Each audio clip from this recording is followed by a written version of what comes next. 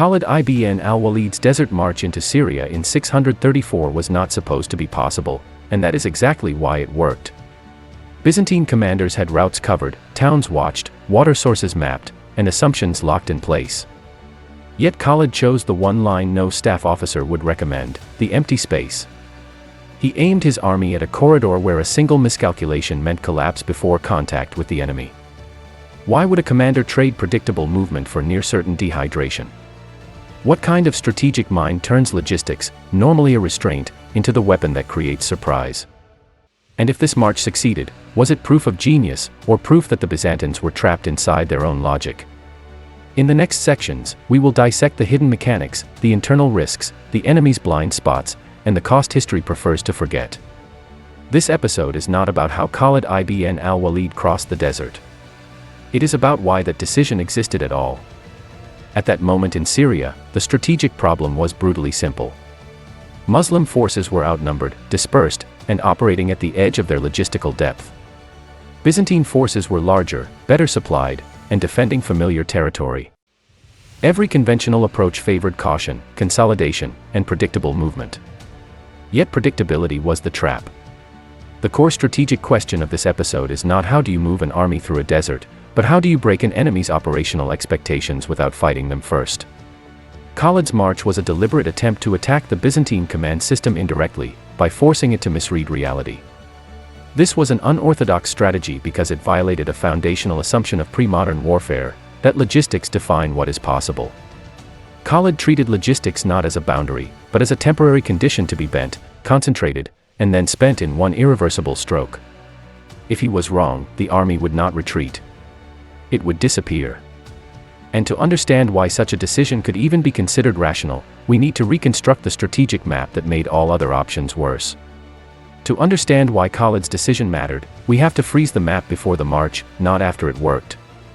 In early 634, the Syrian theater was not a battlefield waiting to be conquered. It was a system under tension. Multiple forces, multiple objectives, and multiple clocks were running at once. On one side stood the Byzantine Empire, territorially stretched, but institutionally experienced. Syria was not a frontier, it was a mature province networked with roads, garrisons, cities, and supply hubs. Movement followed logic. Water points were known. Routes were expected. Reinforcements moved along arteries that had existed for generations. On the other side were Muslim forces operating in separated columns. They were mobile, motivated, and aggressive, but fragmented. Each column had its own local objectives, its own commander, and its own logistical ceiling. None of them, on their own, could confront a concentrated Byzantine field army. This was not a contest of bravery. It was a contest of coordination under constraint. The Byzantine objective was not to chase every raiding force. It was to prevent convergence. As long as Muslim columns remained separated, they could be fixed, delayed, or defeated in detail. Byzantine command did not need brilliance. It needed time. Time favored the side with roads, depots, and institutional memory. Khalid's problem was not tactical inferiority. It was operational isolation. He commanded a force capable of decisive action, but positioned too far away to matter unless he could arrive where the enemy did not expect him, and arrive intact. That last word is critical. Arriving early but exhausted is failure. Arriving late but intact is failure. Arriving unexpectedly, with cohesion, is the only path that changes the balance. The map offered options. All of them were bad. The conventional routes into Syria were watched. They followed water. They followed towns. They followed assumptions. Byzantine commanders did not need perfect intelligence, they only needed to know where an army had to go.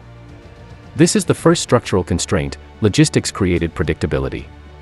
Water sources dictated movement corridors. Those corridors were already inside Byzantine planning. Any force moving along them would be detected, tracked, and met, if not destroyed, then delayed until reinforcements arrived. The second constraint was time. Khalid could not afford a slow approach. Every day spent maneuvering conventionally increased the probability that Byzantine forces would concentrate faster than Muslim forces could unite. The third constraint was morale and cohesion.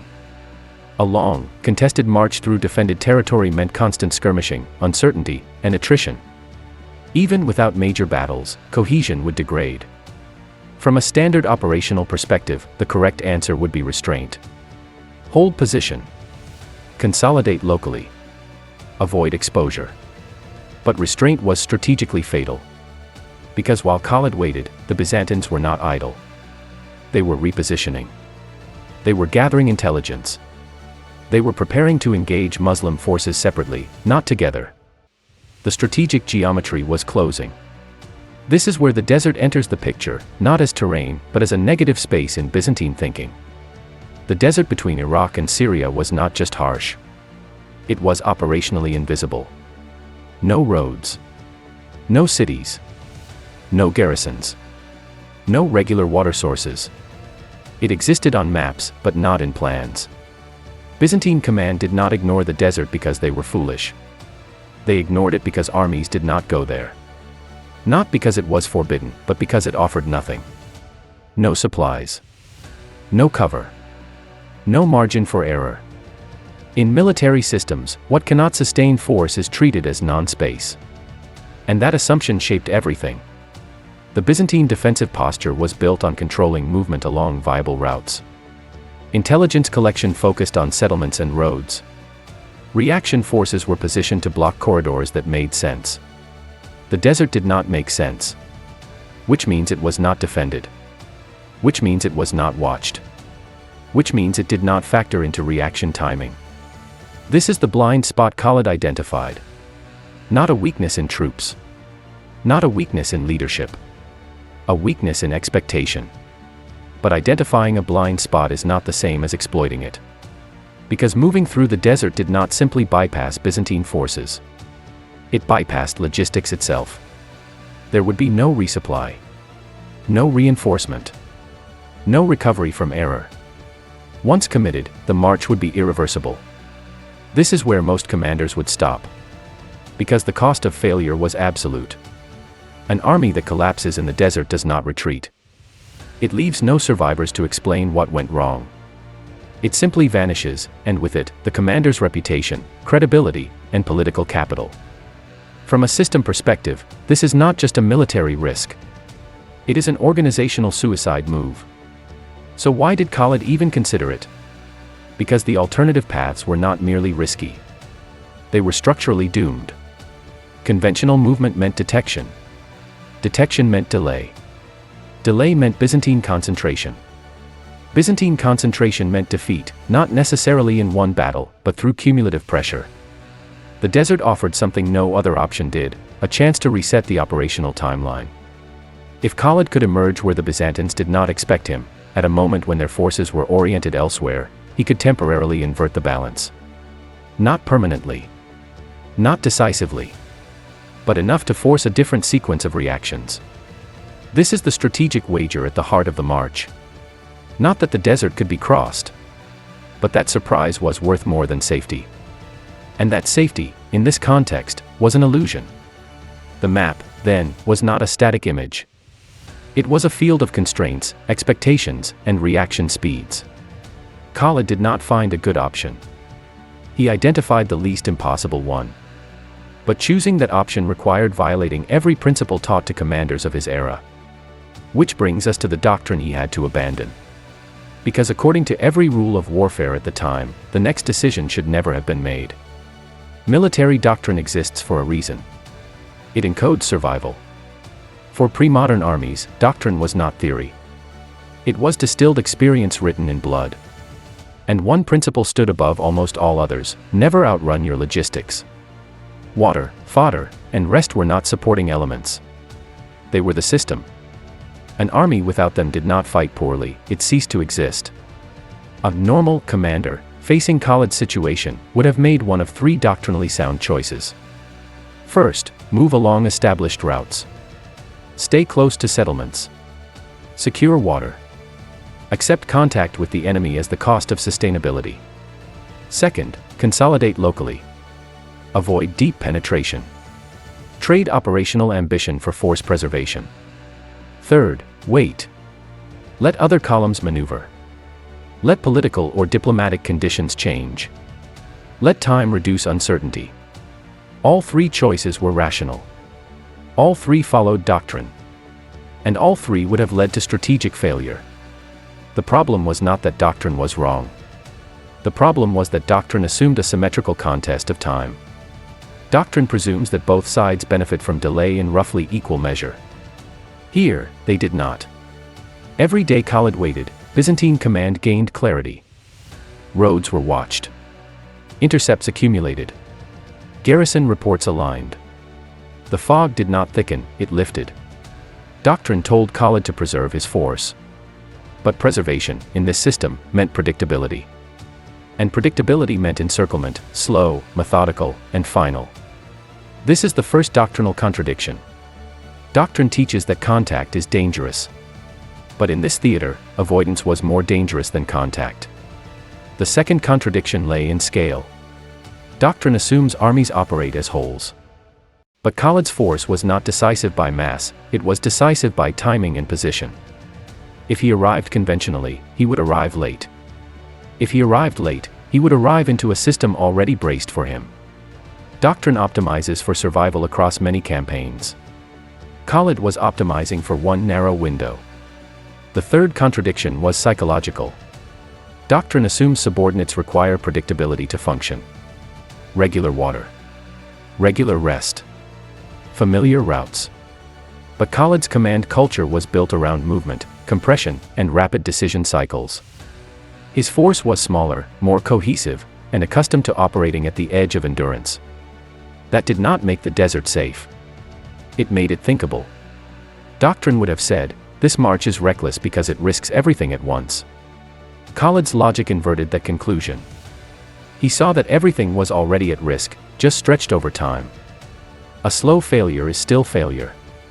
A controlled retreat that leads to isolation is still collapse. In that sense, the desert was not an escalation of risk. It was a concentration of risk. Instead of bleeding over weeks through skirmishes, delays, and encirclement, Khalid proposed to compress all danger into a single movement. One irreversible decision. One exposure window. One outcome. Doctrine cannot endorse that. Because doctrine exists to prevent commanders from gambling entire forces on assumptions that cannot be verified in advance. And that is exactly what Khalid was about to do.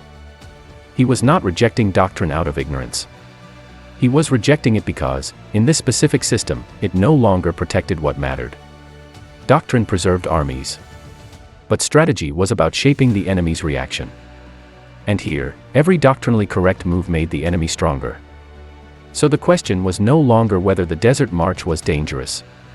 The question became simpler, and more uncomfortable. If all safe options lead to defeat, is the unsafe option still irrational? That is the moment where strategy detaches from instruction. And it is at that point, where logic runs out of safe answers, that the unorthodox decision begins to form. Because once doctrine fails to explain how you survive, the only thing left is to decide what you are willing to risk. The Desert March was not born from inspiration. It emerged from elimination. One by one, conventional options collapsed under their own assumptions, until what remained no longer looked like a choice, but a necessity framed as madness. Khalid ibn al-Walid did not face a council of theorists. He faced the silence that follows when no safe plan survives scrutiny. The debate was not between good and bad ideas. It was between predictable defeat and unquantifiable risk. At the core of the internal tension was a single question: where could Khalid move that Byzantine command would not immediately account for? Not respond slowly. Not respond inefficiently. Simply not account for it all. Every established route failed that test. The desert did not. That alone was not enough. Many commanders can see the gap. Few are willing to step into it. What turned a forbidden space into a considered option was a set of interlocking assumptions, each fragile on its own, but together forming a narrow logic of survival. The first assumption was operational psychology. Khalid assumed that Byzantine command did not merely lack information about desert movement, it actively dismissed the possibility. This was not ignorance. It was doctrinal certainty.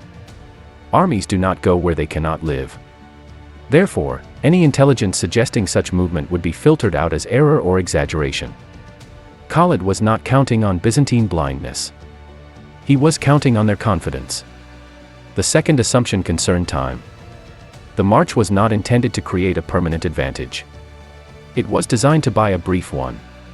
Khalid assumed that if he could appear where Byzantine forces were oriented away, even a short delay in enemy reaction would allow Muslim forces to recombine, reposition, and force engagements on different terms. Surprise did not need to last. It only needed to exist once. The third assumption was internal. Khalid assumed he could impose discipline at the edge of human endurance. Not indefinitely. Not comfortably. But long enough. This assumption was the most dangerous, because it depended on factors that could not be corrected once the march began: morale, obedience, physical resilience, and trust in command. These assumptions did not guarantee success. They only made the gamble coherent. Opposition to the idea would have been rational. A commander proposing to lead his force into terrain without water, without fallback, and without external support is effectively asking his soldiers to accept that failure means death without contact. No battle. No chance to recover honor. Only disappearance. This is why such decisions are rare. They require not just authority, but a specific kind of authority, one rooted in credibility earned through prior success. Khalid's reputation mattered here not as legend, but as operational currency. Without it, the march would have failed before it began, through hesitation, desertion, or internal fracture. But authority alone does not solve the structural problem. Once the decision is made, secrecy becomes both a weapon and a liability. The more people who understand the plan, the higher the risk of leakage or panic. The fewer who understand it, the higher the risk of confusion during execution. Khalid had to compress explanation without inviting debate. The army did not need to understand the strategy. It needed to understand the order. This reveals a deeper layer of the decision. The march was not only an external deception. It was an internal management crisis waiting to happen. Soldiers deprived of water do not mutiny because they doubt strategy. They mutiny because their bodies fail. Every hour without water erodes not just strength, but legitimacy. Which is why the decision hinged on one final calculation, that the desert itself would enforce compliance. Once inside, dissent becomes irrelevant. There is no alternative route. No safe deviation. The terrain removes choice. This is where the decision becomes morally and psychologically uncomfortable. Khalid was not just guiding his army through danger. He was locking them into it. In modern terms, this resembles a commitment strategy, creating conditions where retreat is impossible in order to force maximal focus and cohesion. But in a pre-modern army, without modern logistics or communication, the margin for error shrinks to near zero. If the guides were wrong, nothing could correct it. If the water estimates were off, nothing could compensate. If the pace broke down, nothing could restore order. This was not adaptive maneuver. It was a single-thread plan. The target of the decision was not a city or an army. It was the Byzantine command cycle. Khalid was attempting to strike the enemy's understanding of the situation, not their forces. If Byzantine commanders could not explain Khalid's position, they could not coordinate effectively. Forces would be misallocated. Reactions would be delayed. Local commanders would wait for confirmation that never came. In this sense, the Desert March was a blow aimed at cognitive tempo. But to deliver that blow, Khalid had to accept a strategic asymmetry. All risk was borne up front by his own force, while all confusion was imposed downstream on the enemy. There was no gradual exchange. No balancing mechanism. This is why the decision resists easy categorization as genius. It does not scale. It does not generalize. It does not tolerate error. It is a strategy that only exists in a narrow corridor between two certainties: predictable defeat on one side, and irreversible collapse on the other.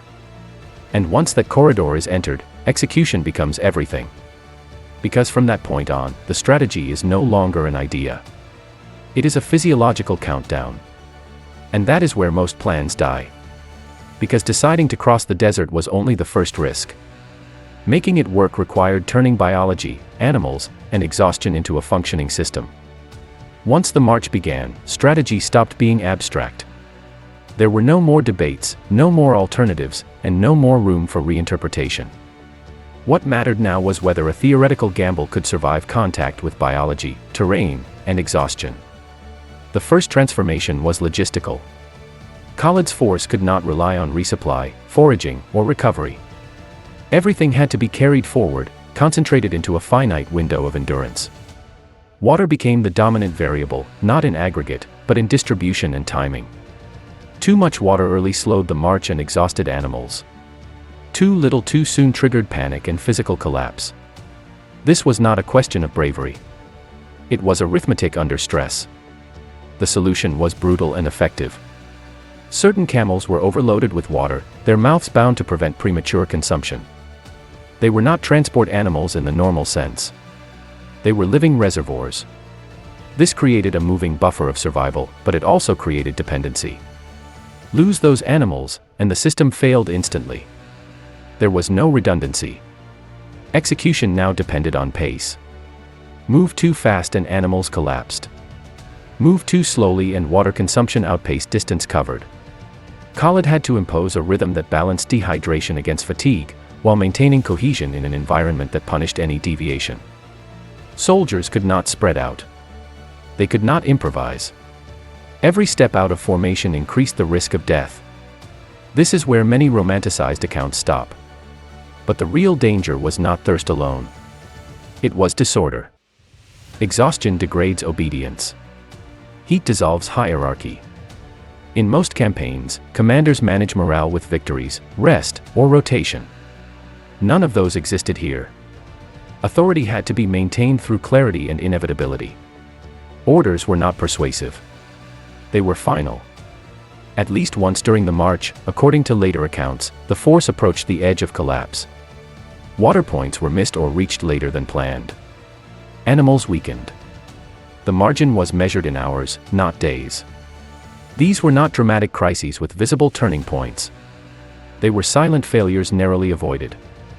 This is the first micro-twist that matters. Success depended not on a single heroic act, but on nothing going wrong at all. No ambush. No navigation error. No unexpected weather shift. No widespread injury. Each of these, on its own, would have been manageable in a normal campaign. Here, any one of them was terminal.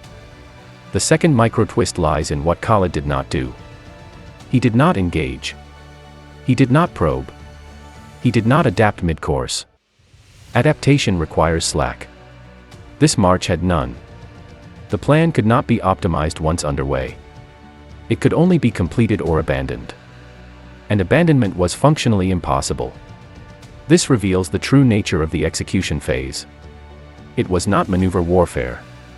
It was systems management under irreversible commitment. Khalid was no longer shaping the environment. He was racing a clock defined by dehydration, animal endurance, and human physiology. Every commander faces friction. Most respond by adjusting plans. Khalid had accepted that adjustment was not an option. That acceptance was the hidden cost of surprise. When the force finally emerged from the desert, it did so intact enough to fight. That fact alone is often treated as proof of genius. But from a strategic perspective, it proves something narrower and more unsettling. The plan did not require brilliance in execution. It required the absence of failure. And that distinction matters. Because a strategy that works only if nothing goes wrong is not robust. It is brittle. It delivers disproportionate payoff, but only once. It cannot absorb friction. It cannot forgive error. It demands perfect discipline in imperfect conditions. Which raises the next question. If the march itself nearly consumed the entire margin of survival, what happened when the enemy finally had to respond? Because the true test of the strategy was never the desert. It was the moment Byzantine command realized Khalid was already behind them. Byzantine commanders did not initially react to Khalid's movement because, from their perspective, there was nothing to react to. No reports arrived from the desert. No scouts reported mass movement along viable routes. No garrisons raised alarms. The system interpreted silence as stability. This was not negligence. It was pattern recognition doing exactly what it had been designed to do. Byzantine operational thinking was built around routes that sustained armies. Intelligence collection, defensive depth, and reaction forces were aligned to those corridors. When nothing appeared there, the logical conclusion was that Khalid remained where he had been last observed, or that he was still maneuvering within predictable bounds. The first signals that something was wrong did not arrive as clear warnings. They arrived as anomalies. Delayed reports. Conflicting sightings. Units encountering pressure in places that did not fit the operational picture. None of these, on their own, justified a full reorientation. Large military systems are conservative by design. They do not pivot on uncertainty. This is where the strategy's real payoff began to materialize. Khalid was not trying to hide forever. He was trying to appear at a moment when Byzantine command could not immediately explain his presence. That gap between detection and explanation is where paralysis forms.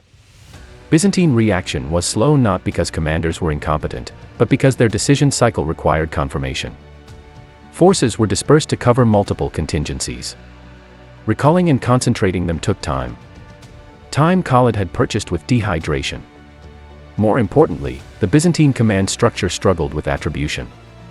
If Khalid had appeared via a known route, responsibility would be clear. But emerging from the desert forced commanders to ask a destabilizing question: how did this happen? Until that question was answered, no one wanted to commit decisively, for fear of exposing another sector. This hesitation was not tactical. It was institutional.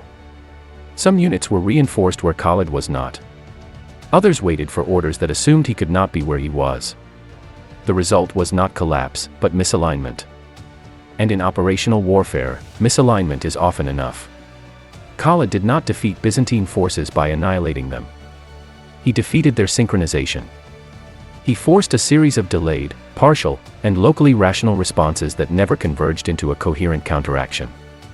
This is the second inversion at the heart of the campaign. The Byzantines still had numbers. They still had supply. They still had terrain familiarity. What they lost was temporal coherence. They were reacting to a past version of the battlefield while Khalid was operating in the present. From the outside, this looks like surprise. From the inside, it feels like confusion without cause. And that confusion carried a cost.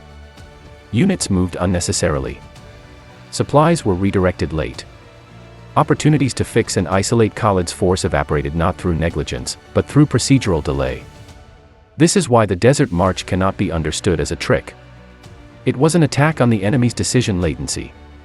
Khalid created a situation where Byzantine command always knew too little, too late, and with too many competing explanations.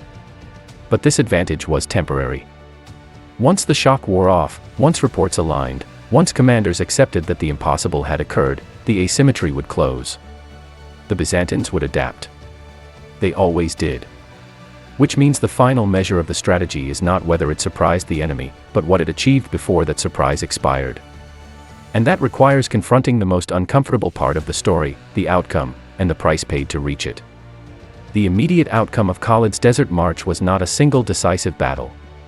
It was something more subtle and more durable, a reconfiguration of the Syrian theater. By arriving where Byzantine command did not expect him, Khalid enabled Muslim forces to operate as a coordinated system rather than isolated columns. The operational initiative shifted. Engagements that followed were no longer imposed unilaterally by Byzantine planning, but contested under conditions Khalid had helped create. This is often described as success. And at the operational level, it was. The march achieved its intended effect: surprise, convergence, and disruption. But stopping the analysis there would be misleading, because it hides the asymmetry between outcome and cost. The first cost was human. A march of this nature extracts payment silently. Dehydration does not always kill immediately. It weakens. It slows. It leaves soldiers permanently impaired. Sources rarely quantify these losses, but the absence of mass death does not imply the absence of damage. Endurance strategies do not leave clean ledgers. They leave bodies that recover unevenly and men who fight again with less margin. The second cost was logistical. By consuming animals as reservoirs, Khalid traded future mobility for present survival. Camels used this way were no longer transport assets afterward. This meant that any follow-on operations had to succeed quickly or risk stalling. the march compressed not just risk, but strategic time. After such an effort, there is no capacity for prolonged indecision. The third cost was psychological, and it fell heaviest on the commander. Khalid's decision created a burden that victory does not erase. A commander who locks his force into a plan with no retreat assumes responsibility not only for outcomes, but for every suffering incurred along the way. This kind of command does not produce triumph. It produces relief. The knowledge that failure would have meant annihilation does not disappear when success arrives. There is also a political cost that is easy to overlook. Strategies like this, once successful, become precedents. They distort future decision-making. Subordinates may imitate the form without understanding the conditions. Superiors may expect similar risks to be taken again, even when the system no longer demands them. What worked once under extreme constraint becomes mythologized as boldness, rather than recognized as situational necessity. And this leads to the most important counterfactual. If the march had failed, the explanation would not have been complicated. Khalid would not be remembered as a strategist who miscalculated. He would be remembered as a commander who violated doctrine and destroyed his own force. The same decision would be read not as daring, but as reckless. There is no middle ground in strategies that eliminate retreat. This is why outcome alone cannot justify the method.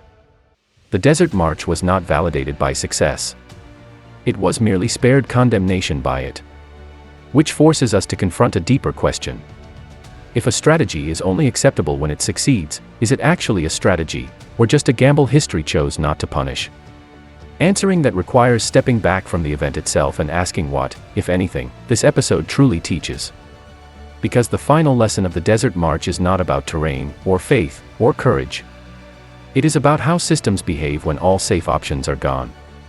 To understand Khalid ibn al-Walid's Desert March, we have to strip away the imagery of endurance and focus on the structure of the decision. This was not a story about overcoming terrain. It was a case study in what strategy looks like when every conventional safeguard has already failed. At its core, this strategy was not about moving faster or farther. It was about breaking the enemy's model of reality. Byzantine command did not fail because it lacked troops or intelligence. It failed because its system could not process an event that violated its foundational assumptions. Khalid exploited that rigidity by choosing a course of action that doctrine had trained the enemy to dismiss. This is the first principle the march reveals: strategy is often less about defeating strength than about invalidating expectations. Khalid did not outfight Byzantine forces. He arrived in a place their decision-making architecture could not immediately explain. That delay, measured in days, perhaps hours, was enough to change the sequence of events that followed. The second principle is more uncomfortable.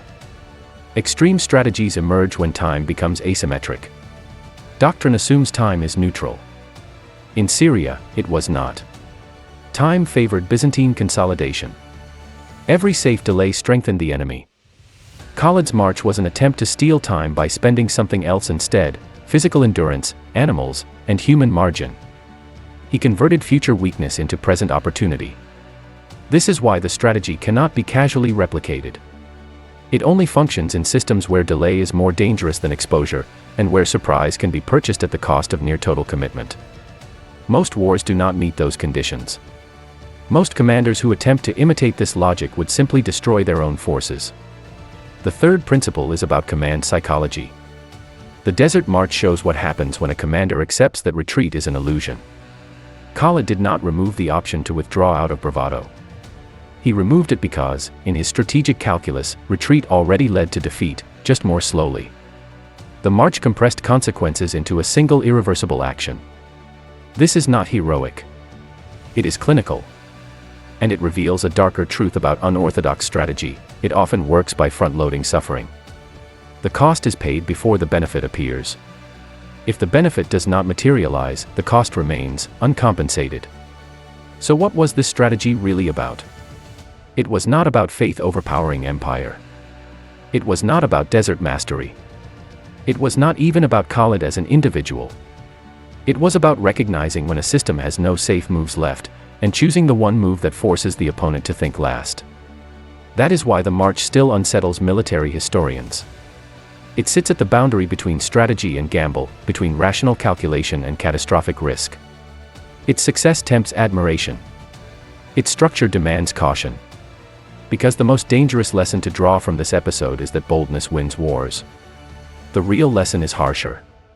Sometimes, the only winning move is one that should not exist at all. Khalid ibn al-Walid's Desert March survives in history not because it was repeatable, but because it was terminally specific. It belonged to a moment when doctrine failed, time betrayed caution, and the cost of waiting exceeded the cost of survival itself. This was not a strategy designed to be admired. It was a strategy designed to end a problem before the system collapsed under its own logic. And that is why it remains disturbing. Because it reminds us that, in war, the line between brilliance and disaster is often drawn only after the fact.